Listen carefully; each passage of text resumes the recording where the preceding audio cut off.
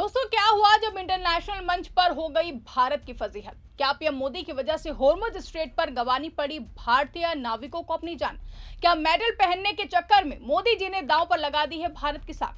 दरअसल दोस्तों, इस समय एक तरफ जहां ईरान से मुंह की खाने के बाद ट्रंप और नेतन्याहू दुबक कर बैठे हैं, तो वहीं उनके जिगरी यार और भारत के प्रधानमंत्री मोदी जी कई देशों की बैठक में देश की फजीहत करवा रहे हैं। दरअसल जब से ईरान युद्ध के बीच होर्मुज स्ट्रेट का मामला फंसा है, तब से ट्रंप और नेतन्याहू फड़फड़ा रहे हैं, जबकि इसका असल खामियाजा भारत को उठाना पड़ रहा है। और आज इसी को लेकर खुद विदेश मंत्रालय की तरफ से एक ऐसा खुलासा किया गया है जिससे मोदी सरकार की वर्ल्ड लेवल पर भयंकर बेइज्जती हुई है। तो आखिर क्या है पूरा मामला, जिसको लेकर मोदी की विदेश नीति एक बार फिर से कटघरे में आ गई है? सब कुछ आपको विस्तार से बताएंगे और समझाएंगे आज की इस स्पेशल रिपोर्ट में। नमस्कार, मैं आकांक्षा और आप देखना शुरू कर चुके हैं 4 PM न्यूज नेटवर्क। आज सत्ता की आंखों में आंखें डालकर पत्रकारिता करना मुश्किल हो गया है। हमारे 4 PM नेशनल यूट्यूब और फेसबुक चैनल को, जिसे आपका प्यार और विश्वास हमेशा से मिलता रहा है, उसे बंद करके सरकार ने साबित कर दिया है कि वो आपके सवालों से कितना डरती है। मुश्किल दौर है, लेकिन हम ना रुके थे और ना ही रुकेंगे। हम सच के लिए हमेशा लड़ते रहेंगे। ऐसे में 4 PM यूपी को ज्यादा से ज्यादा ज्वाइन करें और स्वतंत्र पत्रकारिता को जिंदा रखने के लिए जितना हो सके उतना हमारा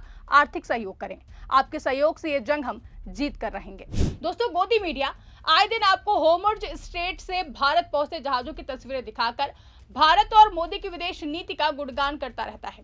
लेकिन अब एक ऐसी खबर निकलकर सामने आई है जो उन गोदी चैनलों के मुंह पर करारे तमाचे की तरह पड़ी है। दरअसल ब्रिटेन में गुरुवार को बुलाई गई कई देशों की एक बैठक थी, जिसका मकसद होर्मुज स्ट्रेट के रणनीतिक जलमार्ग को फिर से खोलना था। लेकिन इस बैठक में भारत के विदेश मंत्रालय ने जो खुलासा किया है, उससे विदेश मंत्री एस जयशंकर की लेजर आइज फ्यूज हो जाएंगी। बैठक में भारत का प्रतिनिधित्व कर रहे विदेश सचिव विक्रम मिस्री ने कबूला है कि संघर्ष से प्रभावित स्ट्रेट ऑफ होर्मुज में अपने नागरिकों को खोने वाला वो एकमात्र देश है। जी हाँ, ईरान के विदेश मंत्रालय ने खुद ये बात स्वीकार किया है कि होर्मुज स्ट्रेट बंद करने से अगर किसी देश के नागरिक की मौत हुई है तो वो सिर्फ भारत के नागरिक ही थे। ऐसे में सवाल उठता है कि आखिर सिर्फ भारतीयों को ही क्यों निशाना बनाया गया?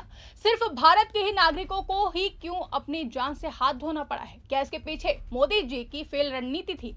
क्या होता अगर वॉर शुरू होने से पहले हमारे महामानव प्रधानमंत्री नरेंद्र मोदी इजराइल में गले में मेडल ना डलवाते? तो क्या होता अगर समय रहते ईरान के सुप्रीम लीडर खामनेई के मरने पर मोदी जी दुख जताते थे? तो तब क्या पुरानी दोस्ती के नाते ईरान हमारे जहाजों को समय रहते पहले ही छोड़ देता? क्या उन नागरिकों की जान नहीं बच सकती थी जिन्होंने समुद्र के बीच जहाजों में ही दम तोड़ दिया? ये वो सवाल है दोस्तों जो गोदी मीडिया तो आपको कभी नहीं बताएगा, लेकिन जो भक्त कहते फिरते हैं कि दुनिया में भारत का डंका बज रहा है, उनको ये जरूर पता होना चाहिए कि उनके महामानव सिर्फ घर के शेर हैं। सोचिए, 60 से ज्यादा देशों की मौजूदगी में जब ये बात कही गई होगी कि होर्मुज स्ट्रेट में जान गंवाने वाले केवल भारतीय ही थे, तो भारत की क्या छवि बनी होगी? एक ऐसा देश जो खुद को विश्व गुरु बताता है, वही अपने नागरिकों की सुरक्षा तक सुनिश्चित नहीं कर पाया। ये वही भारत है जिसकी विदेश नीति को लेकर नरेंद्र मोदी के समर्थक दिन रात ढोल पीटते हैं। अब देखिए कि होर्मुज स्ट्रेट कोई आम रास्ता नहीं है। दुनिया का करीब 20% तेल और गैस इसी रास्ते से गुजरता है। यानी अगर ये रास्ता बंद होता है तो फिर इसका सीधा असर भारत जैसे देश पर पड़ता है, जो कि अपनी ऊर्जा जरूरतों के लिए मध्य पूर्व पर निर्भर है। लेकिन जब डोनाल्ड ट्रंप और बेंजामिन नेतन्याहू की नीतियों के चलते ईरान के साथ तनाव बढ़ा, तो सबसे बड़ा नुकसान भारत को उठाना पड़ा है। और यही वो सवाल है जो अब हर कोई पूछ रहा है कि क्या भारत की विदेश नीति पूरी तरीके से फेल हो चुकी है?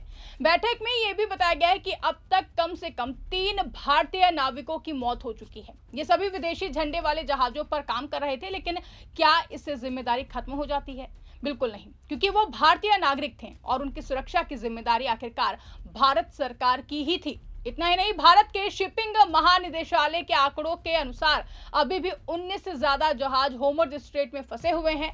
इनमें भारतीय झंडे वाले जहाज भी हैं और विदेशी झंडे वाले जहाज भी हैं, जिन पर भारतीय क्रू काम कर रहे हैं। यानी खतरा अभी भी टला नहीं है। आपको बता दें कि बैठक से पहले विदेश मंत्रालय के प्रवक्ता रणधीर जायसवाल ने कहा था कि भारत लगातार ईरान के संपर्क में है और बातचीत के अच्छे नतीजे सामने आ रहे हैं। उन्होंने बताया कि 6 भारतीय जहाज सुरक्षित रूप से होर्मुज पार कर चुके हैं। लेकिन सवाल यह है कि जब हालात इतने बिगड़ चुके थे, तब जाकर ये बातचीत क्यों शुरू हुई?